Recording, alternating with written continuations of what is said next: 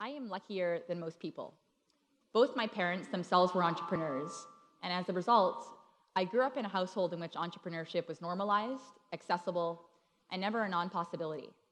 I was also privileged to be able to receive an excellent education and explore my many curiosities as a child through all sorts of learning opportunities. Most of all, I was afforded with the freedom to be able to dream and make my own choices. And years later, entrepreneurship continues to be the platform through which I can exercise this choice-making constantly.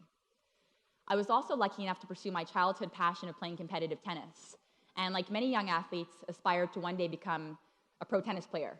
I mean, who doesn't want to be Serena Williams? Clearly, that dream did not materialize, but the 11 years I spent competing undoubtedly primed me for a career as an entrepreneur.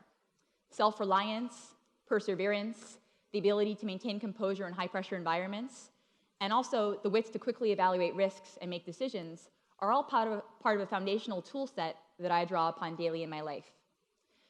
Most crucially, tennis taught me to become comfortable with failure and accept it as an essential part of the learning process. A short while spent in the corporate world was enough to reaffirm my existing intuition that entrepreneurship was where I felt most at home. I was constantly frustrated by what seemed to be arbitrary rules, petty politics, and even trivial expectations such as what to wear. And as you can tell, I'm not a fashionista. Most of all, I hated the lack of autonomy. Today, I am an entrepreneur running a small, sustainable culinary tourism business called Tru Bahamian Food Tours. And the genesis for this business emerged, ironically, when I myself was a tourist, backpacking through Africa with a friend 5 years ago.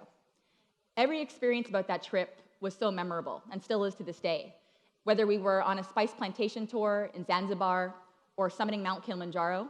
And I think the reason for that is chiefly because every experience involved us connecting directly with members of the local community and the unique natural resources of those neighborhoods. So naturally, I began wondering, why is it that people come here to the Bahamas?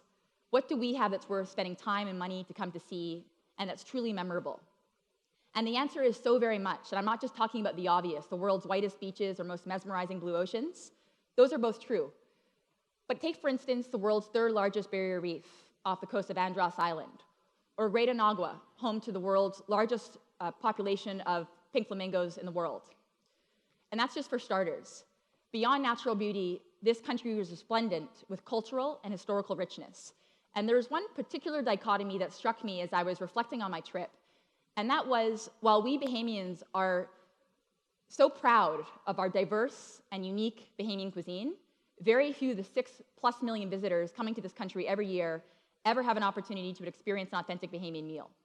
For one thing, this struck me as a cultural tragedy, but on the other hand, also a hugely missed economic opportunity.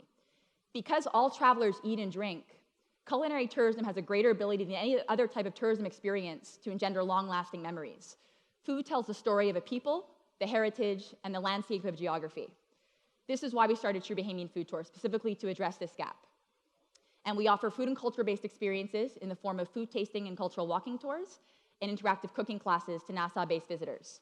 Initially a one-woman show, 3.5 years later, we're today a team of 8 proud Bahamians leading visitors on engaging, meaningful, and fun culinary adventures through our historic downtown Nassau neighborhood. Our mission is to connect these visitors with authentic Bahamian food, but as importantly, the people responsible for preparing and preserving these food traditions. Our intention is to use food as a conduit, but also a context for creating enriching, multidimensional, and informed visitor experiences in our city. Our goal is to literally and figuratively whet the appetites of our guests so that they will return to downtown Nassau, this time armed with the confidence and knowledge to continue exploring the neighborhood more fully. There's nothing more rewarding for us than hearing from one of our guests that our tour has left them seeing Nassau through inspired eyes.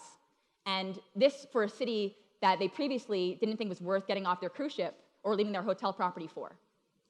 Most of all, I am proud of the fact that we operate a shared value partnership model within our company, designed to benefit every stakeholder in our community. Our tasting tour partners and small businesses, our tour guests, our tour guides, and the citizens of the downtown Nassau neighborhood. When one of us succeeds, we all succeed together. Social entrepreneurship can be a transformative community tool for us all, but we have to start by appreciating what we already have, because no visitor can ever do this for us. Thank you.